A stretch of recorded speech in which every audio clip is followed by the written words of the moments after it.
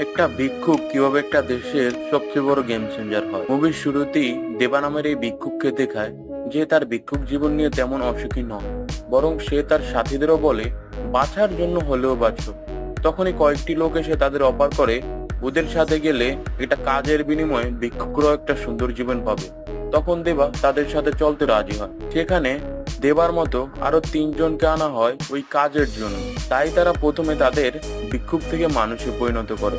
তখনই খোলাসা হয় কুবেরা নামের এই লোকটি এদের এখানে আনে মূলত তাদের নামের ভুল পরিচয় বানিয়ে বাইরে থেকে টাকা ট্রান্সফার করাবে। তো প্ল্যান অনুযায়ী তারা প্রথম তিনজনের মাধ্যমে সঠিকভাবে লেনদেন করতে সক্ষম হয়, কিন্তু দেবা তাদের প্ল্যান বুঝে ফেলে যে লেনদেন শেষে তাদেরকে মেরে দেওয়া হয়। তাই দেবা তার জীবন বাঁচাতে সেখান থেকে পালিয়ে যায়। তো পালাতে পালাতে সে একটা স্টেশনে এসে অজ্ঞান হয়ে যায়, যেখানে তার দেখা হয় মুভির নায়িকার সাথে।